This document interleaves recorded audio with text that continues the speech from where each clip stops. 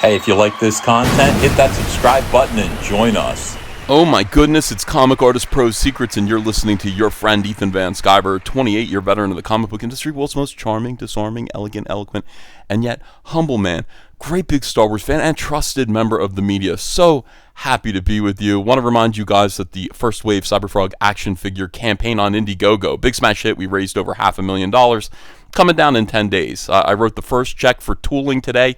That was a pleasure. That was an absolute pleasure to get these toys underway. They're making the molds right now that they're going to need to make the toys. So the toys are underway, but you do have 10 days to reserve your set or just get one, get all four of them. Take your pick, and thank you so much for making this campaign another smash success. That's what we're accustomed to here at Comicsgate. Meanwhile, on the other side of the comic book industry, we have sadness, we have confusion, and we have a lot of bitter recrimination. This is a bleeding cool article. When I tell you that I am a trusted member of the media, I want you to understand I mean that wholeheartedly. You can believe what I'm telling you. When I'm wrong, on the rare occasions that I'm wrong, I go, oh, I think I might have been wrong. Who knows? Mostly I'm right, however. These guys are never right, and they often equivocate and combine things. Their articles are deceptive. This is no different. This article, of course, is typical bleeding cool fare. But we're going to go over it because Gabe Eltaeb, is it Gabe? We love Gabe. Gabe told me how to pronounce his last name. I always thought it was kind of like a gag last name because it's Beetle, like the Beatles, spelled backwards. But no, it's his real name, and he told me it's like Eltaeb, I think. But I could be getting some of those vowels. Some of them might be soft where I'm pronouncing them hard or long. I don't really know. But anyway, we love Gabe, and so we're going to be talking about this ridiculously silly article that conflates two or three issues that are going on all at once in the comic book industry that have captured Comicsgate's interest, and then mishmash them all together into a feculent stew of stupid SJW filth for their bovine, silly, simpleton, cattle-like audience. Gabe Eltaeb, not coloring Superman, Son of Kal-El number 5 after DC Comics. So Son of Kal-El number 5 will be the issue in which Superman kisses Super Twink for the first time. You know, it's the image that you've all seen. It's going to be a smash hit. It's going to sell tons and tons and tons of copies because that's what DC and Marvel are doing right now. You know, in the 1990s and the early 2000s, DC and Marvel, when they needed a sales boost, they would announce, we're killing this character. This is the death of Robin. This is the death of Wonder Girl. This is the death of, I don't know, Colossus. And they would do that for a little while for short-term gains. They'd eventually have to bring the characters back. I'm not saying that they're going to have to, make Superman, Jonathan Kent, heterosexual again. Maybe they will. Who knows? But eventually, those gains became shorter and shorter, and it became no longer feasible to constantly be killing off half of their characters in order to just pay the overhead on that silly office in Burbank. So now this is what they're doing. They're currently into announcing the characters are diverse. They're introducing transgendered characters. They're announcing that longtime characters that you love are now on the LGBTQ spectrum somewhere. And that's getting them a lot of attention. And I'm telling you, this is the way it works. When New York Times and CNN fawn all over or pay attention to something that's going on in the comic book industry in a ostensibly a positive way, you're going to see more of it. You're going to see much, much, much more of it, my friends. So get ready for a nonstop orgy of superhero pride. It's coming. All right, so the question is Gabe going to be fired from coloring Son of Kal-El number 5 after DC Comics? Now, I was under the impression that he'd already colored the book. I thought he already colored the book, but maybe he did, maybe he didn't. Maybe DC Comics, because Gabe was critical of DC Comics, maybe they're going to replace him. Let's find out what this silly article says by Rich Johnson, who is snake-like, reptilian. What kind of word would I use to describe Rich Johnson these days? Next week sees the publication of Superman, Son of Kal-El number 4, written by Tom Taylor, drawn by John Timms, colored by Gabe Eltaeb. Gabe, is that right? Superman, son of Kal-El, number 5. We'll see the kiss between John Kent, the new Superman of Earth, and his new boyfriend, the journalist Jay Nakamura, pink-haired super twink, as the comic reveals that John Kent is a bisexual young Kryptonian/human hybrid. There has naturally been a lot of mocking of this storyline and accompanying imagery by the Comicsgate crew on social media. Well, yes, I mean, it is, of course, it's silly. We know what this is. We've seen this happen so many times. We see it for the cynical marketing opportunity that it is. And not only that, again, I've talked about how DC Comics does make drastic changes to their characters, especially and in particular Superman, when the family who created Superman, the living relatives, the descendants of the Siegels and Schusters, are appealing the copyright decision again for Superman. They do own some of Superman, and they are constantly in court with Warner Brothers trying to get some of that sweet Superman money. So DC responds by saying, okay, so you own the classic Superman, but we have this version of Superman over here that we made up all by ourselves, and you don't own that. We'll see about that. So it's funny. Like, it is funny. We do mock DC. We do mock Marvel when they make these drastic changes, and they're clearly doing it for virtue signaling points, while also, of course, defying copyright laws. And this is interesting. Comicsgate is, how should I say this? Let's just cut and paste from Wikipedia. Sure. Rather than just actually come out and say something that, I don't know, you would have to stand by. Rich Johnson, what are your words? What do you think Comicsgate is? Rather than just weaseling and cutting and pasting from the incredibly deceptive hit piece that is the Wikipedia article about Comicsgate. I mean, this is ridiculous. Comicsgate is a campaign in opposition to diversity and progressivism, targeting the creators hired, the characters depicted, the stories told. Proponents allege has led to a decline in both quality and sales. Well, that's true. Its members presented as a consumer protest, and then here we go. It is part of the alt-right movement. No, it isn't. Like, literally nobody that I know of in Comicsgate is alt-right. These are scare words to make people afraid to actually join or consider being a part of or supporting Comicsgate. When you have a word, a buzz phrase like alt-right, that's scary. What does it mean? What does alt-right mean? What principles do alt-right people stand for? What are their politics?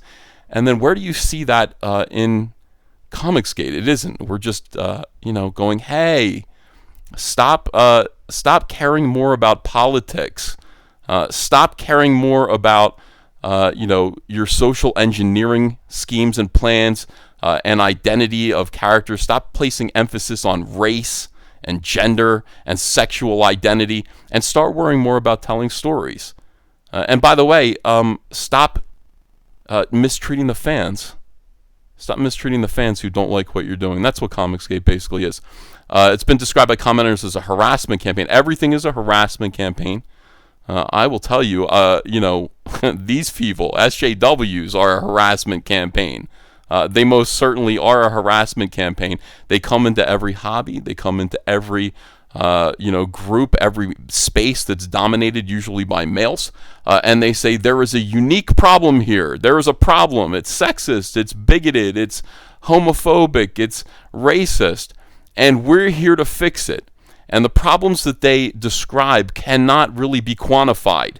But they're scary. Nobody wants to be sexist. Nobody wants to be racist. Nobody wants to be homophobic. Certainly not. And if these people with pink hair and problem spectacles are here to solve those problems, it's pretty easy for people who are not witting and aware of what SJWs are, what they look like, and their tactics, to let them come on board and change the rules of the game, change the hobby, change what it is that people are enjoying, and drive the fans who are complaining out. So that is a harassment campaign, and that is what SJWs are, and it's what they do. And of course, targets women, people of color, LGBT. Of course not. These are all lies. It has also been blamed by critics for the vandalism of one store and threats of violence. This is amazing that this is in the Wikipedia. I have been the target of threats of violence reported in by the comic book media itself SJW comic book retailer threatened to come to my house with a gun and shoot me in the head. And this was widely reported. There was no two ways about it. It's in the media. You can look it up. That's just one of many threats that I've received for being a part of Comicsgate. It never ends. And it is, frankly, it might be unsafe for me to actually appear in public and meet fans. I'm going to do it anyway. But just so you know, this is an outrageous lie. And as for the vandalism of one store, I don't know which store you're referring to. I appeared at a pizza store / comic book shop back in 2017. They announced my appearance there.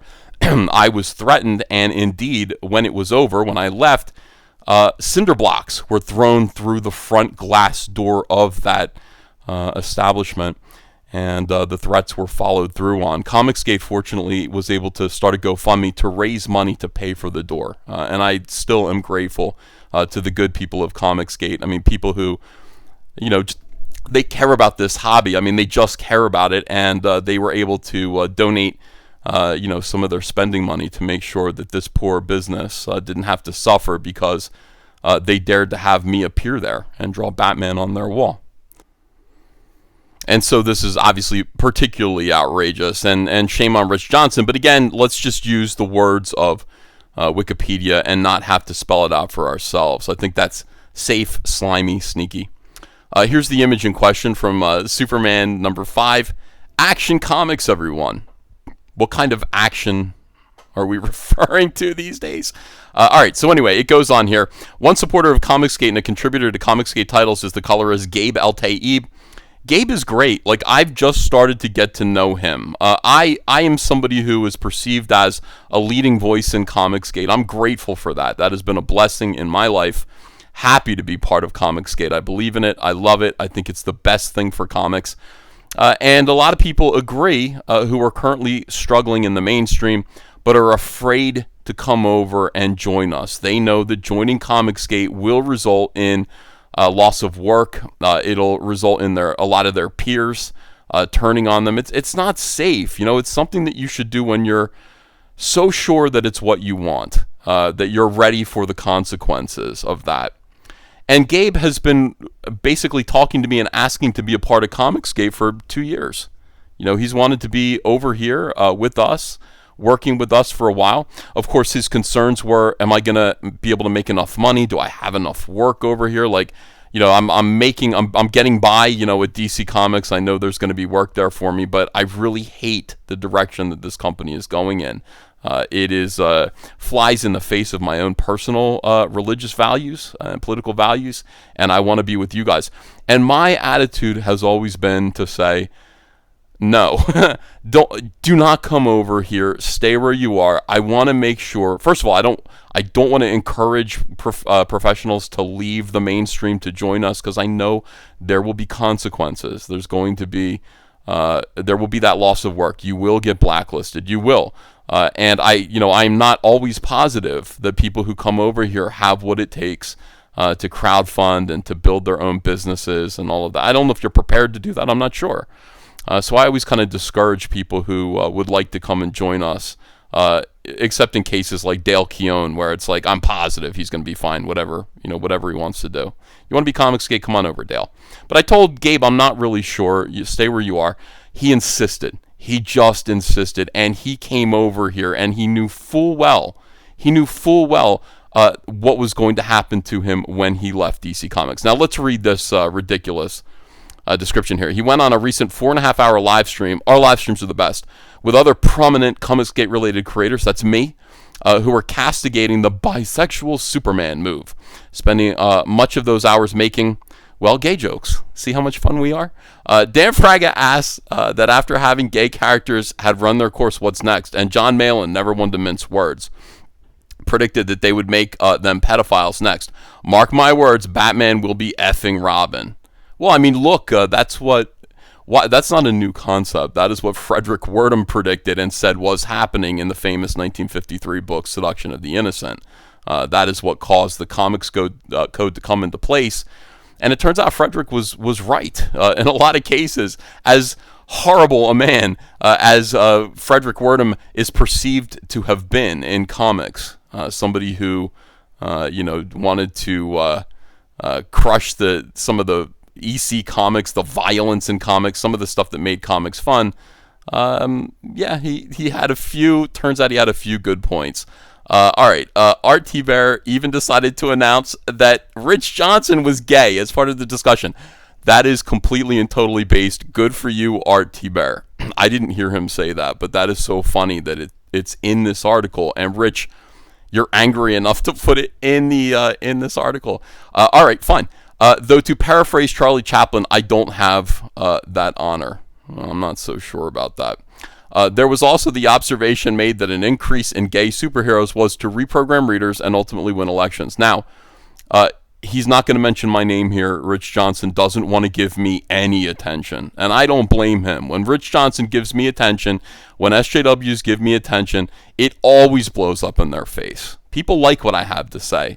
When I talk and when I make my points, when you actually hear me discuss what I believe and what Comicsgate is about, I sway people and I convince people. You have to basically you have to misrepresent what I've said in order to argue with me, and that's what's being done here. I didn't say an increase in gay superheroes was to reprogram readers. I said that is the goal of social justice warriors in comic.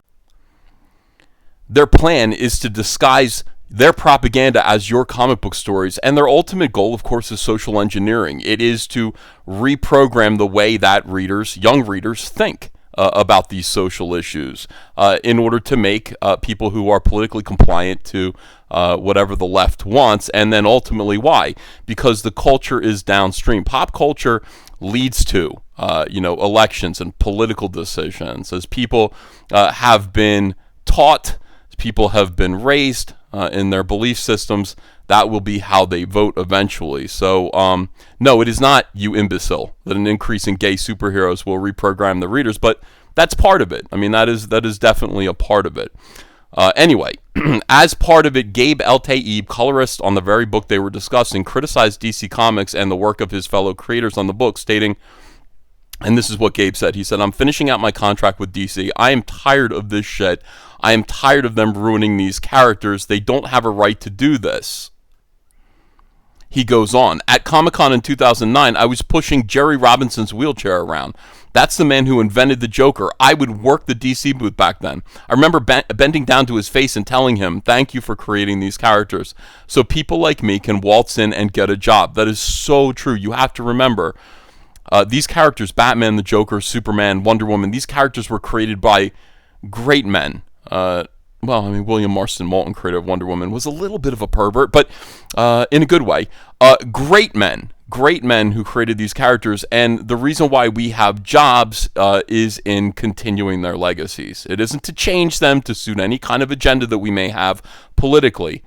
If you actually respect the work of these creators, your job will be to carry on these characters' legacies as a creator working at Marvel and DC, and hand them off to the next generation just as good as you found them.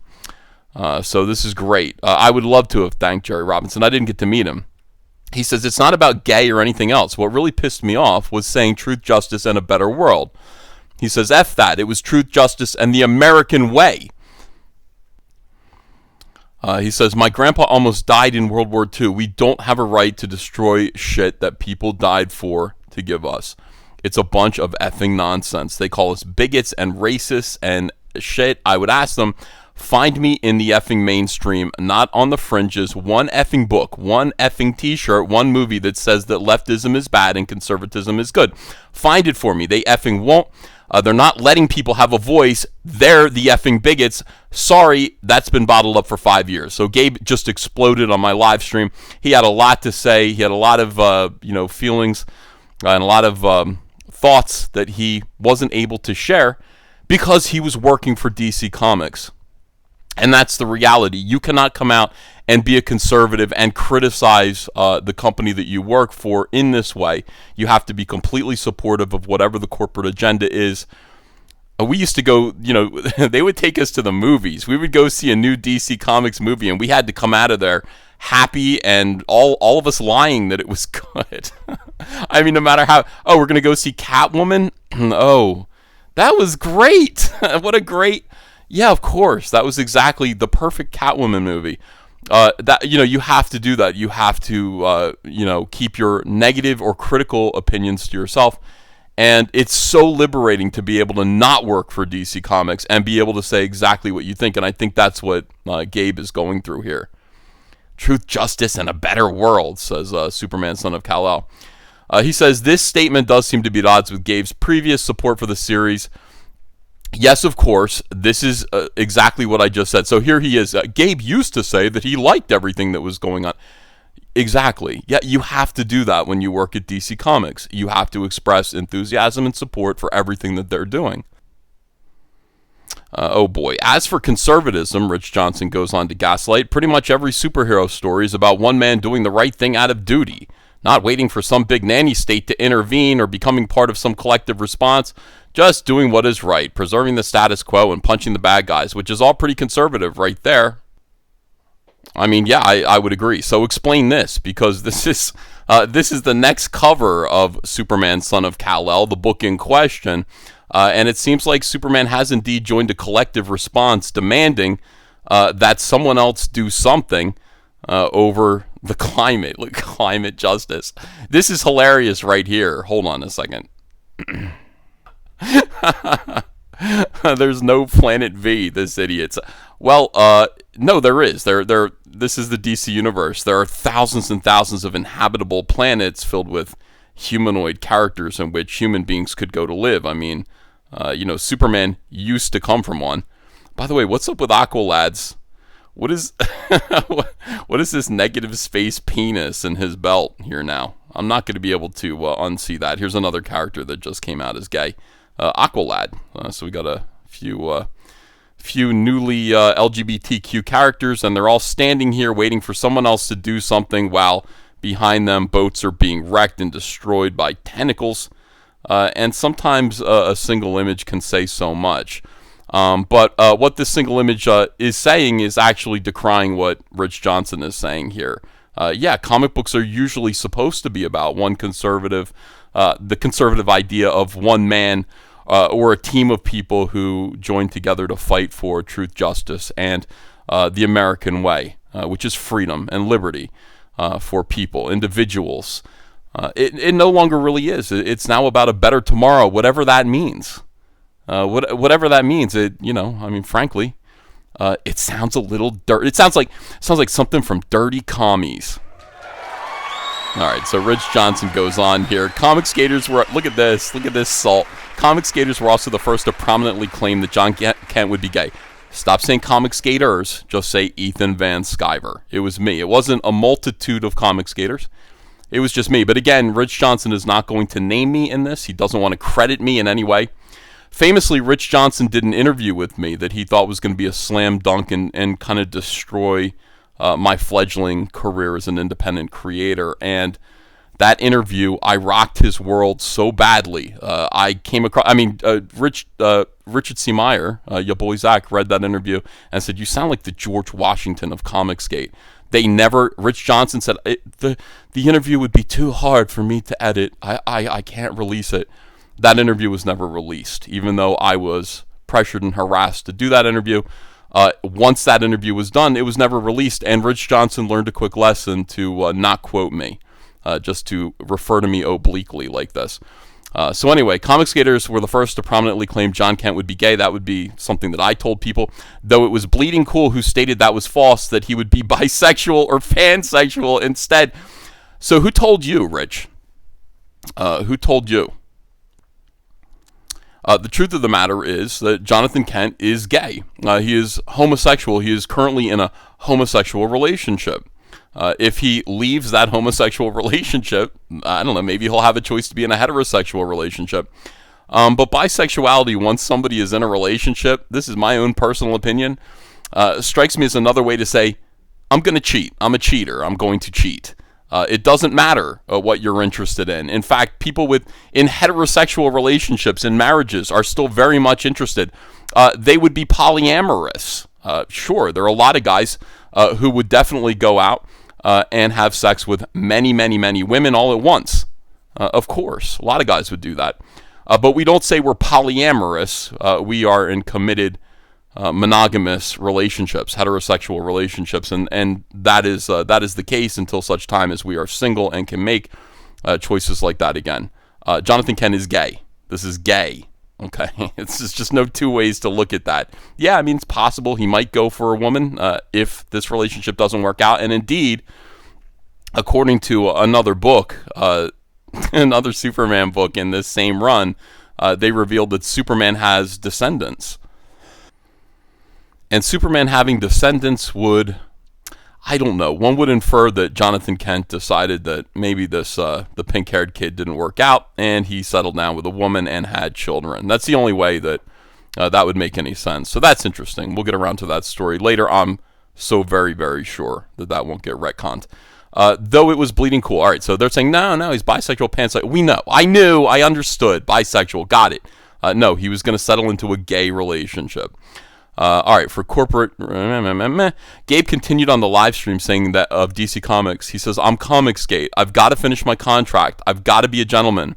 I felt the same way for a little while. You know, when I was about to leave DC Comics, I was facing incredible harassment. DC had let me know they were not going to renew my contract, but I still owed them these books. And I said, I got to finish these books. Finally, I just said, I got to go. I got to leave.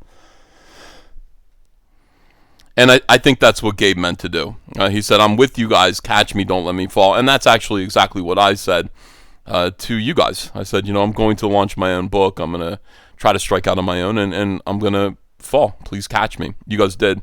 Everything's been great ever since. And now we are where we are. A few days after this live stream, Shelley Lopresti, wife of well-known comic creator Aaron Lopresti and recent friend of Comicsgate, tweeted out the following observation. She said, as if we needed another reason to boycott DC Comics, they're now threatening their freelancers that if they do any work for anyone associated with Comicsgate, they will never work for DC again. They are not on contract, and DC should have no say. Woke business model. She then added, it's amazing how they resort to name-calling and attack Comicsgate as a hate group. How can they judge a colorist's work and say it does not meet their values? They should be hired by merit, not whether they are SJWs or not. If they dictate terms, creators should be on contract. And then when somebody asked her, like, where is that written? Where did anyone say that? And she said, I'm just saying what I have heard. Now, when she says, now this is the question, who is she referring to here? Because Rich Johnston immediately goes and assumes that it is Gabe Eltaeb that she is referring to. That doesn't seem to be the case. The reason why we know that, now, I don't know for sure. I didn't ask Shelley. I don't know who she was referring to. She says they are not on contract, and DC should have no say. Gabe is on contract. He has a contract. It seems to me, logically, that who Shelley is referring to, Shelley Lopresti is referring to about the blacklist and associating with Comicsgate, is her own husband, Aaron Lopresti, who does not have a contract with DC Comics, has not criticized DC Comics, not in the slightest. He's just Comicsgate. That's what he wants to be. That's where he wants to be. And probably is not going to work at DC Comics again. Or is he? Or is he Rich Johnston? Is Aaron Lopresti going to work at DC Comics again? What did he do wrong? Where did he criticize DC Comics? And here he goes. This is the thing. The best way to get blacklisted from a publisher, no matter what your politics, is to criticize the company, the characters, and the work of your fellow creators. Whether that's Chris Roberson, okay, he lists some people. Dwayne McDuffie, fired from Justice League of America. Al Milgrom, fired from Earth X for adding an insulting note about Bob Harris. It rarely has to do with your politics. But, Rich, sometimes it does. Because I never said a bad word about DC Comics until much later. I was blacklisted from DC Comics for my politics. That's why I was blacklisted from DC Comics. And so probably was Aaron Lopresti. So was Chuck Dixon. So was Graham Nolan. So were so many other people who work for DC Comics and no longer get work there because they are conservatives. So was Mike S. Miller. Smiller was blacklisted for his politics.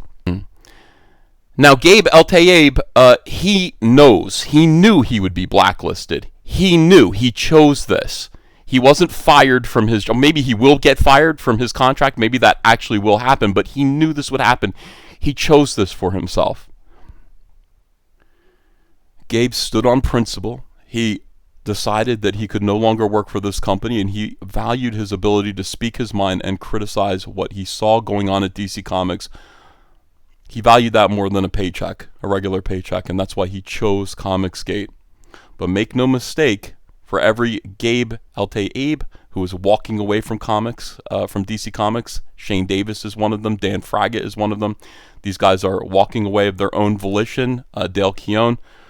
There are people who are being blacklisted for their politics, and believe you me, everyone knows it. Everybody over there at DC and Marvel who is a conservative is cowed and afraid.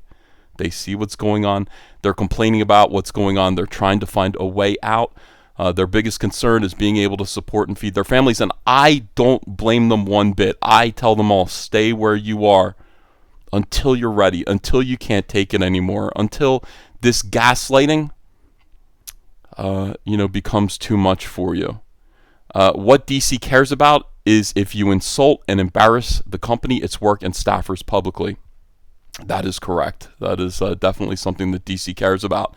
And I wish DC Comics was a company that wouldn't engender that kind of disrespect. They didn't used to be.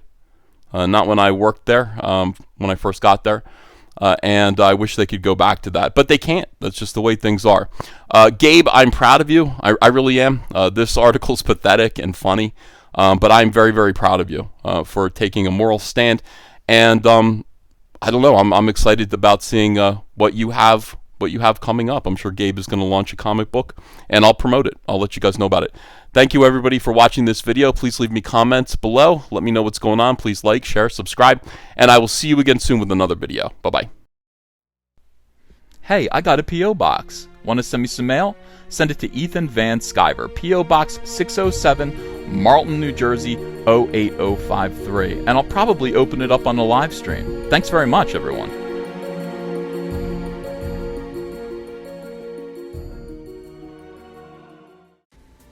Hey, you want to follow me on Twitter? Are you sure? Well, if so, I'm at Ethan Van Sciver. That's at Ethan Van Sciver. See you there.